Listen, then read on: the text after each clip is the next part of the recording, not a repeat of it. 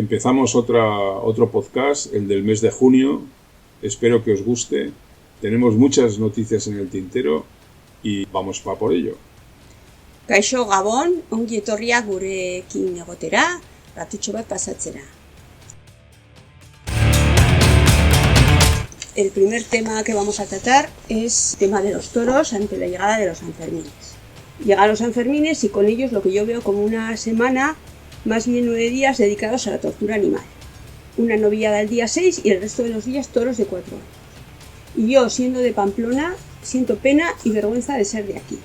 Una sociedad organizada en peñas que va a disfrutar a la plaza mientras en el coso son torturados hasta la muerte animales sintientes.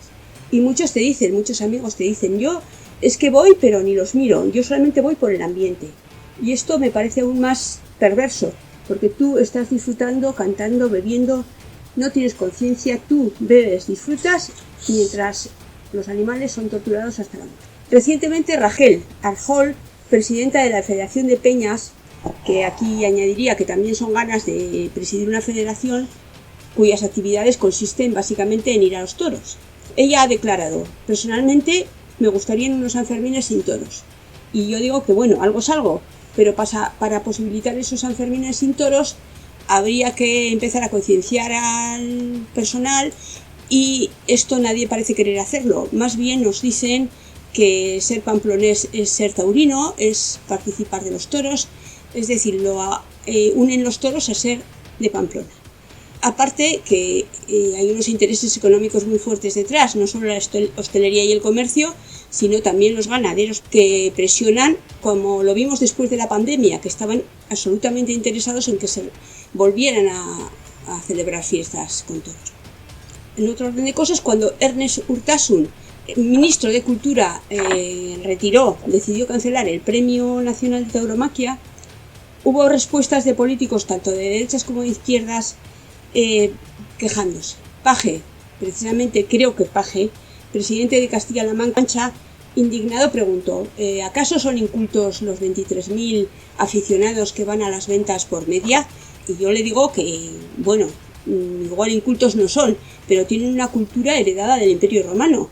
Esta fiesta de los toros es heredera directa de las fiestas que se celebraban en los anfiteatros. Torturas de animales, lucha de animales contra animales, comerse a los cristianos, gladiadores luchando entre ellos. Ahora iríamos a ver eso, nos parecería inculto, ¿verdad? Pues los toros es una continuación de esto y igual habría que ir superando esta cultura. Y también me da pena no solo el animal que es torturado, sino me da pena el ser humano que disfruta de eso. Me da pena que a los niños se les lleve ahí y no se les haga entender ni sentir empatía por los animales que están sufriendo. Dicen que el toro muere con dignidad y esto es mentira, es un concepto humano creado por los humanos que el toro no entiende, el toro solo sufre. Y esto me lleva a pensar que no solamente quieren o disfrutan de la tortura, sino que es que encima quieren justificarlo, quieren sentirse bien haciéndolo, porque como el toro no sufre y muere con dignidad, y más o menos lo que vino a decir Esperanza Aguirre, la ínclita política del PP, que afirmó, y esto se lo he oído yo decir y no se puso roja ni nada, que el toro es un animal noble que participa en la fiesta, que se entrega, poco menos que está entendiendo que es parte de algo muy grande, aunque él solo esté sufriendo. Entonces yo digo que esto es de vergüenza y que debería de acabar. Y os llamo a participar a todos a una manifestación callejera que se celebrará el día 29 a las 12 del mediodía en la Plaza del Castillo. También hay que añadir, bueno, que el ínclito alcalde de Pamplona, Asirón, ha dicho que no se conciben los Sanfermines sin toros, ¿no? Sí, es lo que te decía de unir a la identidad pamplonesa el ser taurino. No. El presidente de Colombia, Gustavo Petro, ha decidido prohibir las corridas de toros en todo el país. Cada vez hay más gente más sensible al maltrato animal, cuando resulta que en Cali, por ejemplo, la Plaza de Toros de Cali es de la segunda o tercera del mundo y las ferias de Cali, las fiestas de Cali, estaban basadas a final de año en la feria de toros, ¿no? Y han tenido la amabilidad de suspender todo eso, ¿no? Recuerdo que allá por el año 2007 mi amiga Vania Guerrero nos llevó a Alex Mújica y a mí a visitar la Plaza de Toros de Cari, que es muy famosa, es enorme, y se utilizaba sobre todo a finales de año cuando la Feria de Cali. Estábamos allí como conferenciantes en el Congreso de Leitarte, Salsa y Sabor, y dimos varios paseos para conocer algo de la ciudad. Primero, claro, están los restaurantes típicos, luego los locales de salsa, y justo antes de ir al avión nos llevó de vuelta a la Plaza de Toros. Gustavo Petro está actuando magníficamente. Si tiene una cosa clara, con su gabinete la lleva a cabo. Olé sus cojones. La sanidad, quitar la lista de espera a lo bruto. En Navarra están teniendo la tentación de suprimir las listas de espera a lo bruto. Dicen que hay más del 30% de pacientes que no acuden sin avisar a las consultas señaladas y advierten que les van a quitar de las listas de espera. Me parece bien que se incentive que la gente se comporte correctamente, pero la propuesta tiene trampa. Llamas y nadie coge el teléfono, con lo cual queda la falta a la cita sin avisar. Eso me ha pasado a mí personalmente. Quieren traspasar un problema de pésima organización del Servicio Navarro de Salud Osasunbidea a los usuarios. La planificación de la sanidad pública en Navarra va muy mal, Domínguez Jauná. No echen balones fuera y culpen a los usuarios, y luego se quejan de que la gente se cabrea. Las elecciones europeas es el siguiente tema que vamos a tratar, y aunque ya nos quedan un poco lejos, hay que destacar el auge de la extrema derecha en Alemania, Francia, Hungría, Italia. El auge no ha sido tanto en España, donde Vox no ha tenido la subida que esperaba, y además les ha salido un grano en el culo con el partido de Alvise, la fiesta o se acabó la fiesta. La extrema derecha ha agitado como siempre el tema de la inmigración, como si se le pudieran poner puertas al campo.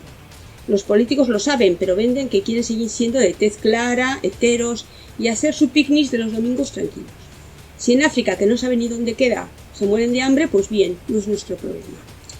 También les molestan las mujeres empoderadas, el colectivo LGTBI y todo lo que salga de su cuadro perfecto. Y muchos jóvenes desempleados y obreros les votan a ver si se menea el manzano, sin ser conscientes de que los que caen del árbol son ellos.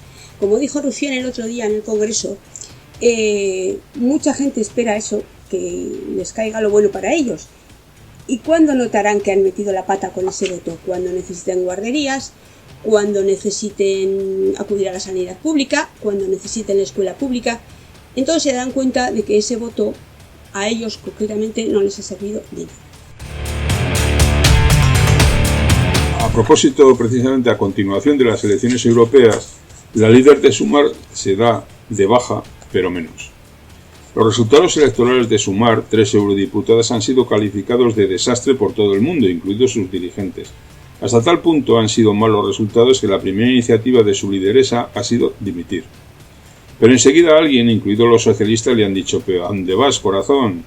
Y lo ha retirado. Solamente dimite de coordinar de Sumar en general, pero sigue siendo presidenta del grupo parlamentario, vicepresidenta del gobierno, ministra de Trabajo y coordinadora de los ministros de Sumar.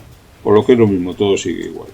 Pero no todo sigue igual. Los de Izquierda Unida echan humo porque se han quedado sin europarlamentario por primera vez en su vida, al relegar a su representante al cuarto puesto de la lista. Y enseguida, los pequeños, Compromís, Comuns y Junta Aragonesista, amenazan con salirse de Sumar si se aprueba una financiación a medida para Cataluña. Los Comuns catalanes han quitado el apellido de Sumar al grupo parlamentario catalán. Pero sale Rejón enseguida para decir a la prensa que no pasa nada. Eso sí, se jode el grupo, se jode la portavocía de este señor y se jode la presidencia de Sánchez. Pero los malos son los de Podemos, dirán enseguida. Yolanda ya piensa que en las próximas elecciones generales irán las listas socialistas, pero no es seguro que la admitan. Le pueden decir aquello de Roma no paga traidores. No, y la admitirán ya. Ya pagan ya. Estos. Pasemos a hablar del emérito. El Borbón. Se cumplen 10 años de la abdicación del rey Juan Carlos y vemos como hay una campaña de blanqueo en la que están participando políticos de todo pelaje, desde Mariano Rajoy a Margallo y García Paje, quien tiene que ser el perejil en todas las salsas. El rey emérito vuelve a España desde Abu Dhabi, donde reside y campa a sus anchas cuando le sale de su pavo real. Se da un baño de masas y es aclamado como si de un actor se tratara. Pero se tuvo que ir, ¿verdad? Y tuvo que abdicar, ¿verdad? Por ladrón, por corrupto. Por ejemplo, en el caso Nos, en el que se vieron implicados su yerno y su hija. y él también, donde se les acusaba de desviación de fondos públicos y enriquecimiento ilícito. Por no tener domicilio fiscal en nuestro país, también debería de ser condenado por lo oprimido. Un rey que cuando era príncipe era pobre como las ratas, ha acumulado una gran fortuna a base también de cobrar comisiones. Entre otras, cobraba y seguirá cobrando por cada barril de petróleo que nos vendía Arabia Saudí o Emiratos Árabes. Y sí, tuvo amantes que ocultaba, y cuando dicen que eso es su vida privada, que ahí no nos podemos meter, yo digo que no. Esa es una doble moral. Para nosotros quieren unas cosas, para la sociedad y los comunes, y para ellos todos los privilegios. Vicios privados, públicas virtudes. Eso significa que para ellos nos venden como si fueran la primera familia, visitan al Papa, son católicos, van a misa a comulgar, besan manos de cardenales, y es lo que nos venden y quieren para el resto de los mortales. Hace años leí un libro de la editorial Ardi Beltza, El rey golpe a golpe, donde se hablaba ya de todo esto, comisiones y doble vida. Nunca lo denunciaron y muchos periodistas ya lo sabían, porque ahora empiezan todos a decir, sí, eso era conocido, eso era conocido. Lo callaron como buenos cortesanos. Y bien, yo no quiero un rey corrupto, pero es que tampoco quiero un rey austero e ilegal. Yo quiero la república, que la monarquía son vestigios medievales y suponen desigualdad y gastos. La fortuna del Borbón está estimada en 2.000 millones de euros. Creían tener un rey y tenían un comisionista.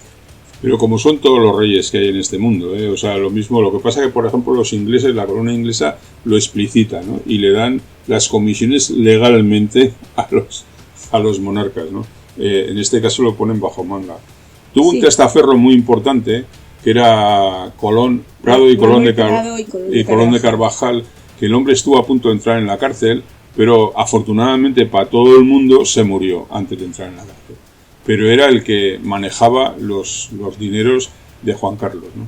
Verdaderamente no hay nada que se pueda decir. Tú has dicho al principio de que se viene a dar un baño de masas. La verdad es que las masas cada vez son más pequeñas. No, pero se lo da, en una medida se lo da. Yo he visto imágenes del Ensancenso, como se llama, y están aclamándole, que serán 100, sí, 200. Pero te quiero decir que en gallegos y gente en Ensancenso hay miles, y van 200 y le aclaman, de acuerdo. Es como si va a una corrida de toros, que va con su hija mayor, y va a una corrida de toros y dice que le aplauden. ¿Cuánta gente va a las corridas de toros? La verdad es que es una persona despreciable, como toda su familia, es totalmente despreciable. Son gente que no merece la pena ocuparse de ellos nada más que para echarles. Sí. Es que no hay nada que justificar, hay que echarles. Y aquí quería añadir que dicen que no le pueden juzgar por lo de la inviolabilidad regia, pero es mentira. Yo creo que lo hace, les conviene por algunas razones. Nadie se ha preocupado empezando por el PSOE y acabando por el PNV. Sí. Un juez con un chalet camuflado. Sí. El chalet fantasma del juez que investiga a Begoña Gómez, inscrito como almacén y con una piscina sin permiso. La vivienda de lujo del juez Peinado en Adrada, Ávila, está lejos del ruido urbano, pero la rodean ciertas irregularidades. El magistrado fue condenado a pagar 75.366,61 euros por las obras irregulares en la casa. Este juez, Juan Carlos Peinado, titular del Juzgado 41 de Plaza de Castillas, no resulta desconocido, ya que ha admitido a trámite acusaciones a periodistas, futbolistas, funcionarios e incluso contra la editorial santillana, presentadas por el sindicato ultraderechista Manos Limpias. Pero no solo es que admita a trámite las denuncias de Manos Limpias contra Begoña Gómez, fundamentada en varios artículos periodistas, sino que campe a sus anchas en los entornos rurales, haciéndose almacenes con piscina, todo muy lógico, sino que el señor tiene una ideología para hacérsela mirar. El pasado mes de febrero, 50 alumnos de Criminología de la Facultad de Derecho de la Complutense, a los cuales daba clase de ciencia penitenciaria, pidieron la expulsión del juez por varias razones: comentarios islamófobos, trato vejatorio a un discapacitado, insensibilidad ante una situación de suicidio. A una joven le prohibió llevar el velo, comentando que empiezas llevando el velo y acabas poniendo bombas. A un alumno discapacitado le impidió utilizar el ordenador y cuando éste le preguntó cuál sería el protocolo para hacer el examen oral, el juez le contestó con sorno: yo pregunto y tú contestas. Después del suicidio de una alumna, a otra que se sentaba al lado de la ventana le comentó: no vayas a saltar, Y suma y sigue. El juez Peinado no tiene las manos limpias para nada ni para juzgar a nadie.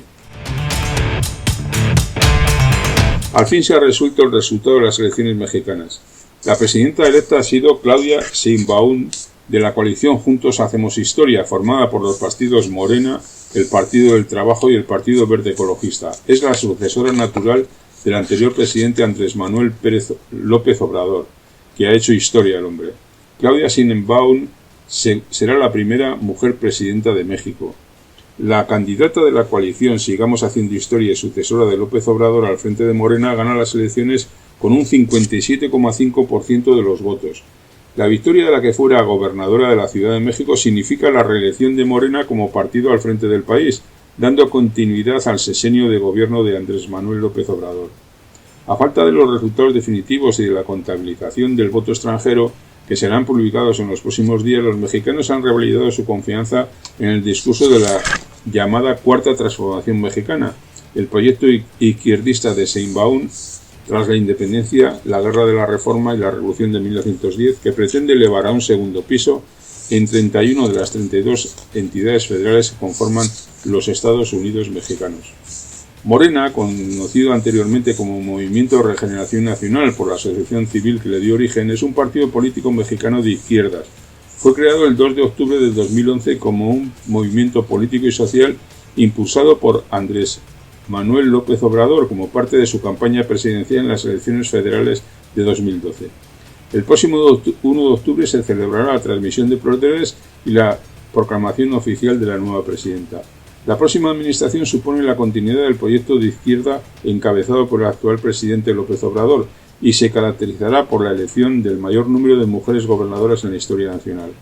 Los grandes perdedores de la jornada electoral, el bloque opositor de derecha formado por el PRI, PAN y PRD, han llamado tanto a reformar a profundidad sus partidos como a actualizar su proyecto político. El PRD es un partido de izquierda que nació como disidente democrático al omnipotente PRI hace 35 años y pende de un hilo ante una inminente pérdida de registro tras registrar menos del 3% de los votos a nivel nacional que exige la ley. México resiste al embate de la ultraderecha en América y se refuerza como un bastión democrático en este continente. Desde aquí les queremos felicitar a la nueva presidenta y a toda la gente que le ha votado.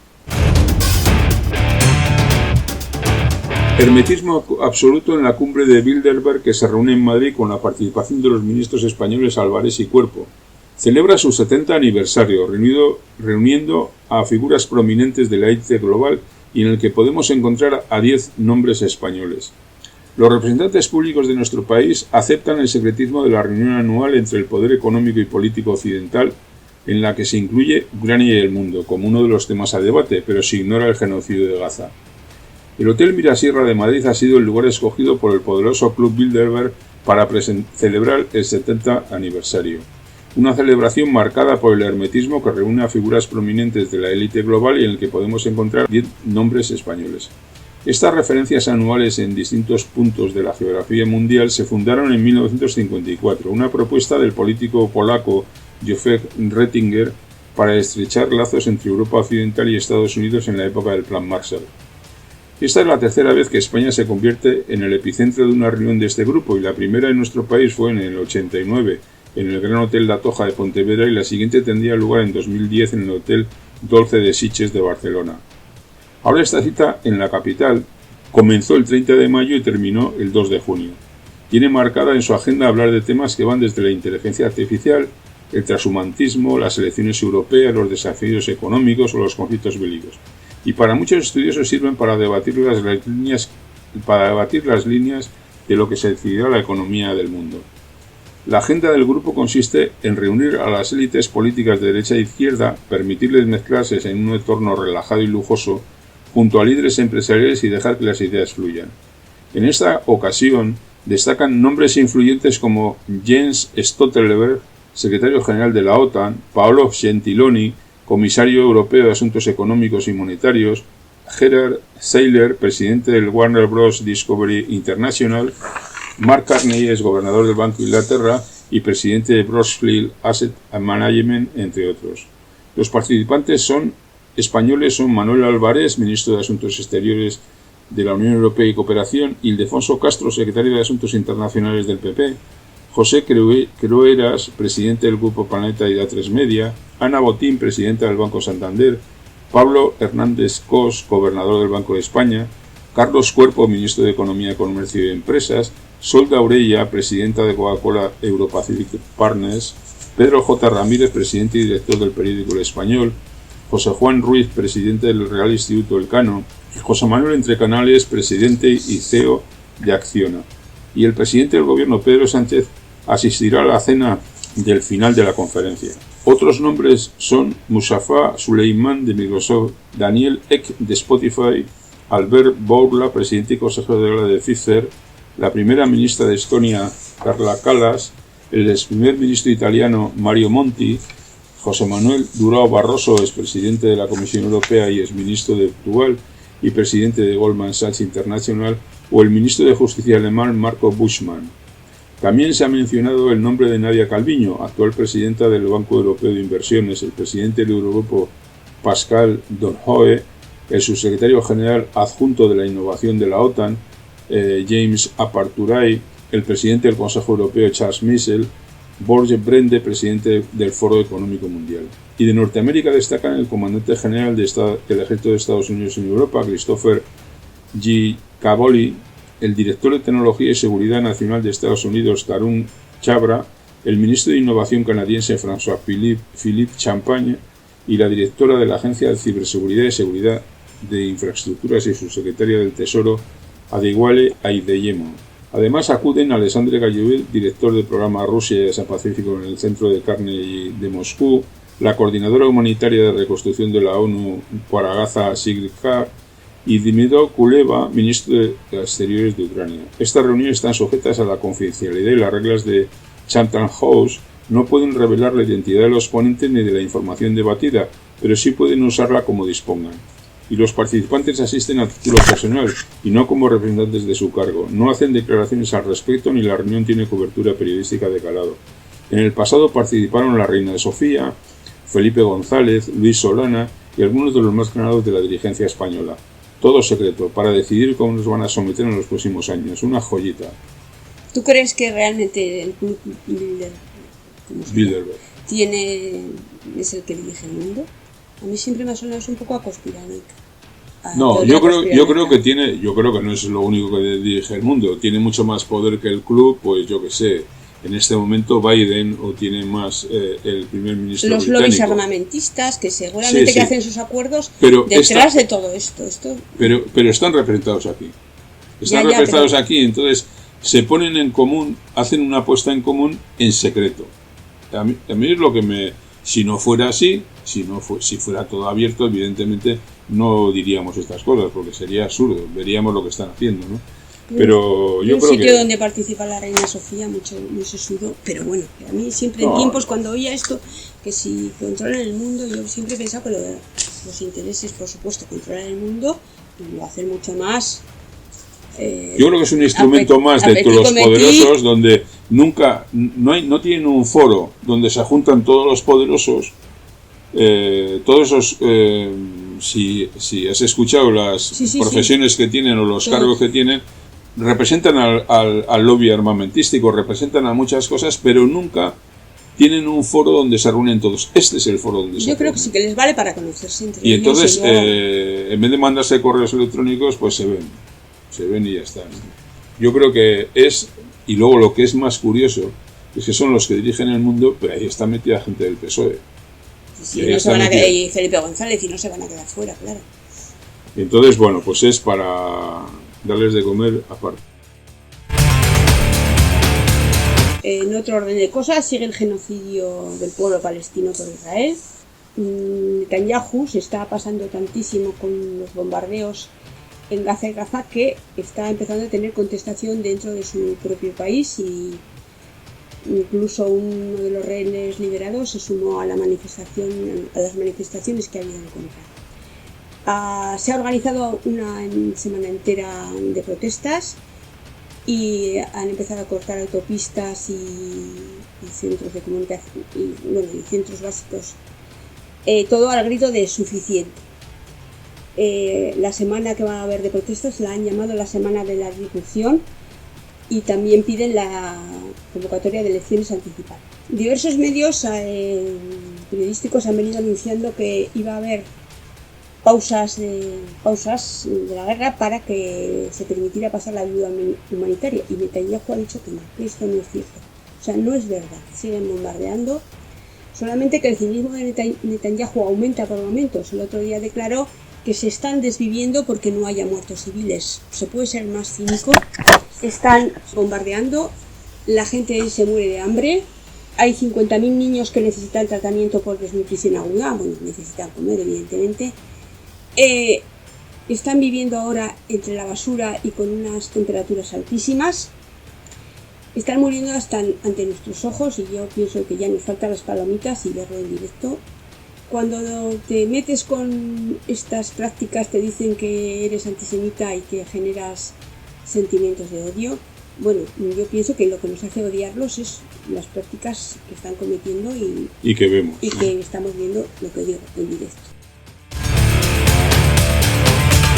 Damos un paso a un lado con el tema siguiente que tenemos. Queremos introducir precisamente temas, digamos, de un contenido más cultural. Y vamos a hablar de un proyecto muy interesante, Viaje Irati, la huella de sus mujeres.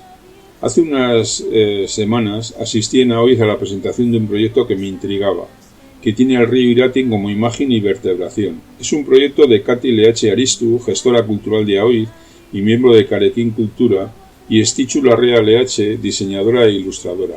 Y le han puesto como nombre Viaje al Irati, la huella de las mujeres, de sus mujeres. Ellas explican que han querido hacer un cuaderno de bitácora del siglo XXI, una nueva mirada para conocer los valles y pueblos que nutre el río Irati con la vista de sus mujeres. Han hecho el río en 8 capítulos, guiadas por las premisas de que viajar abre la mente y el corazón y estimula las mentes curiosas. ¿Qué se encuentra uno en este proyecto? Creatividad sin edad para un viaje divertido y respetuoso, contenidos cuidados, investigados e ilustrados, turismo sostenible, respetuoso, ecología, naturaleza, ilustraciones, arte y creatividad, un podcast con historias y aportaciones de las mujeres de Irati, patrimonio, memoria, en castellano y en euskera. Tengas la edad que tengas, descubre esta forma nueva de viajar. Está dividido en 8 capítulos. Valle de Salazar, el nacimiento. Valle de Aezkoa, un río joven y un río alegre. Rod Betelu, lo aprendido en la juventud jamás se olvida. Valle de Arce, bañado por 3 ríos, Irati, Urrobi y Gurpegi. Aoz, todo fluye, nada permanece. Valle de Longuida, Longa Ida, el valle largo de Irati. Valle de Raúl Bajo, Cárcavas o Tufarros, un trocito de la luna en la tierra. Lumbier, Irati, ecos de viejos oficios. Nos dicen ellas que hemos creado el tipo de material que a nosotros nos gusta.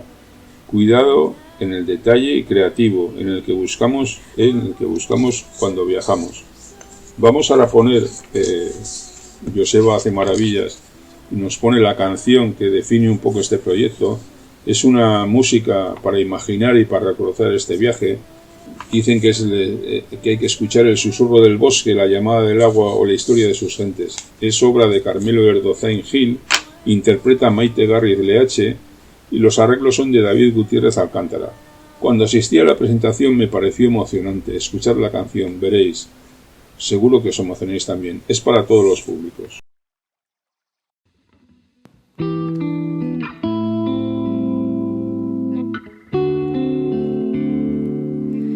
Más arriba de la ermita de la Virgen de las Nieves,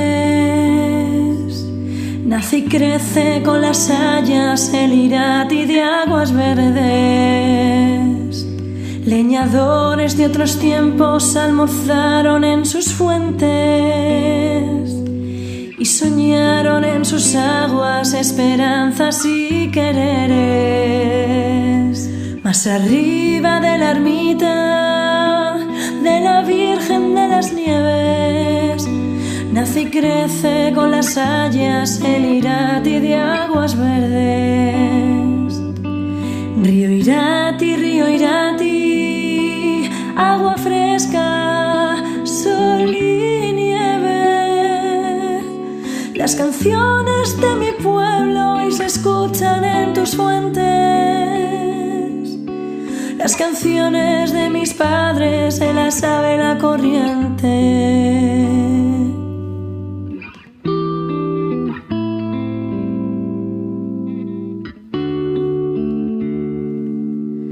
Garallorov, Betelu, nobles pueblos, buenas gentes.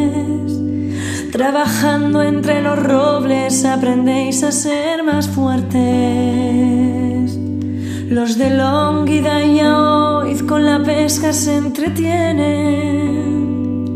Y se dice que en Izaga San Miguel reparte suerte. Los de Longida y Aoiz por el valle van y vienen. Y se dice que en Izaga San Miguel reparte suerte. Garallorov, Betelu, nobles pueblos, buenas gentes. Los de Longida y Aoiz por el valle van y vienen. Y se dice que en Izaga San Miguel reparte suerte. Río Irati, agua fresca, sol y nieve. Las canciones de mis padres se las sabe la corriente. Las canciones de mis madres se las sabe la corriente. Las canciones de mi pueblo se las lleva la corriente.